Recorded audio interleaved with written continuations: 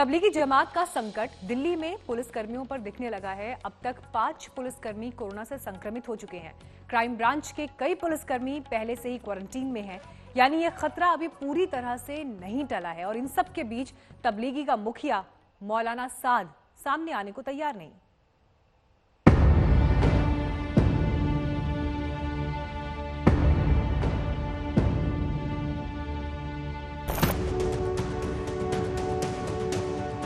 Corona काल में ये मरकज संकट का अड्डा तो बहुत पहले बन गया था।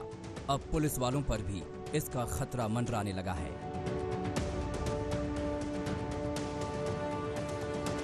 एक एक कर इसकी जांच में जुटे पुलिस वाले कोरोना से संक्रमित होते जा रहे हैं।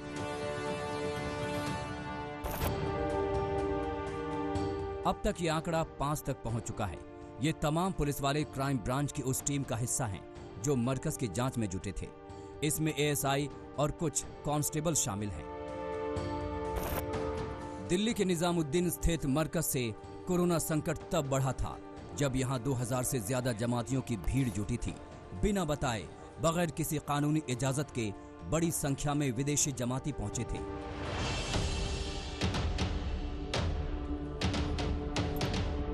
तो देश के अलग अलग हिस्सों में भी बड़ी संख्या में लोग शामिल हुए थे।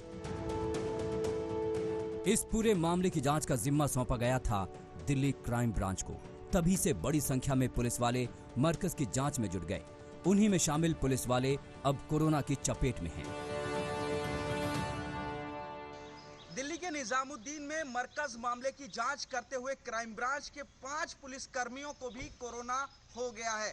दरअसल जो मरकज है उसमें लगभग 2500 से ज्यादा लोग थे और उसके बाद जब इनको बाहर निकाला गया तो देश के अलग अलग हिस्सों में कई सौ जमाती वो कोरोना पॉजिटिव पाए गए थे। इस पूरे मामले की जांच क्राइम ब्रांच को सौंपी गई थी और जांच के दौरान क्राइम ब्रांच की टीम कई बार ग्राउंड जीरो यानी मरकज पर पहुंची थी और तमाम दस्तावेज और जरूरी जो सामान है उनको उन्होंने इकट्ठा किया था। इसी जांच के दौरान जो 5 पुलिसकर्मी हैं वो इन्फेक्टेड हुए। जान पर खेलकर क्राइम ब्रांच की टीम ने मरकज से जमातियों को क्वारंटीन सेंटर और अस्पतालों में पहुंचाया था। लेकिन उन जमातियों के मुखिया मौलाना साद को इसकी कहां फिक्र है। वो सिर्फ और सिर्फ छिपकर तमाशा देख रहा है, झूठ पर झूठ बोल रहा है। वकीलों की फौज खड़ी करने वाला साद अब सामने नहीं आता। या तो ऑडियो संदेश जारी करता है या फिर उन्हीं वकीलों के जरिए दांव पेंच चल रहा है। मरकज संकट बढ़ने के बाद से मौलाना छिपा हुआ है। तब से वो सामने नहीं आया। अलग अलग दावे करता रहा, अपना संदेश जमातियों तक पहुंचाता रहा है। कुछ लोग अभी भी क्वारंटाइन में हैं, तो ऐसे लोगों की कोरोना के मरीजों के इलाज के लिए प्लाज्मा यानी खून डोनेट करना इसकी ज़रूरत है। लिहाजा ऐसे तमाम हजरात से दरख्वास्त है कि जिनको भी हमारा पैगाम मौसूल हो वो सारी इंसानियत पर तरस और रहम खाकर अल्लाह की रज़ा के लिए इंसानियत के काम आएँ और प्लाज्मा खून डोनेट करने के लिए हुकूमत की मदद करें। मौलाना साद के उसी ऑडियो संदेश के बाद कई जगहों पर जमातियों ने प्लाज्मा डोनेशन भी किया। दिल्ली, मुंबई समेत कई शहरों में जमाती प्लाज्मा डोनेट करते नजर आए। लेकिन साद ने अपना कोरोना टेस्ट कराया या नहीं, अब तक ये राज ही है। वैसे तो उसने कोरोना टेस्ट कराने का दावा बहुत पहले ही किया है, लेकिन जब जांच रिपोर्ट सौंपने की बारी आई तो उसकी दलील हर बार झूठी साबित हो गई। अब मौलाना साद नया दांव चला है। सूत्रों के हवाले से जानकारी है कि वो सरकारी अस्पताल में अपना कोरोना टेस्ट कराएगा और उसकी रिपोर्ट दिल्ली क्राइम ब्रांच को सौंपेगा। वकीलों के मुताबिक साद ने पहले प्राइवेट लैब की रिपोर्ट क्राइम ब्रांच को सौंपी थी।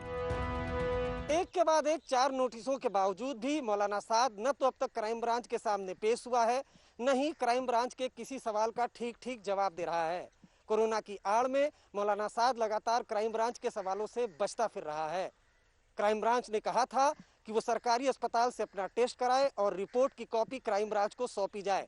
इसके उलट मौलाना साद ने प्राइवेट लैब से अपना टेस्ट कराया और क्राइम ब्रांच को रिपोर्ट सौंपी। क्राइम ब्रांच ने वो रिपोर्ट खारिज कर दी। क्राइम ब्रांच के कहने पर मौलाना साद सरकारी लैब से टेस्ट कराने को तैयार हो गया है। उसका कहना है कि वो जल्द ही रिपोर्ट की कॉपी क्राइम ब्रांच को सौंपेगा। लेकिन सवाल उठता है कि कब? मौलाना साद चाहे जब तक भागता रहे, लेकिन वो इस सच से नहीं भाग सकता। कि जमातियों की वजह से देश भर में कोरोना संकट गहराया। मरकज संकट नहीं हुआ होता तो लॉकडाउन 1.0 की कामयाबी आंकड़ों में दिखती। दिल्ली के सीएम केजरीवाल भी मानते हैं कि मरकज के मामले ने मुश्किल बढ़ा दी। किसी भी एक व्यक्ति विशेष के ऊपर या किसी भी एक उसके ऊपर वो एक इंसिडेंट था जिसकी वजह से जिसमें ज्यादा लोग संक्रमित हुए, लेकिन किसी भी एक कारण को ये देना, जब पूरी दुनिया के अंदर हम देख रहे हैं, स्पेन में, इंग्लैंड में, अमेरिका में, इटली में, फ्रांस में कितनी बुरी तरह से कोरोना फैला हुआ है। अभी दिल्ली का कोरोना ग्राफ 4000 के पार जा चुका है। 60 से ज्यादा लोगों की मौत भी हो चुकी है। इसमें बड़ी संख्या उन जमातियों की है जो मरकज से निकाले गए थे। पुनीत शर्मा और चिराग गोठी के साथ अरविंद ओझा, दिल्ली आज तक।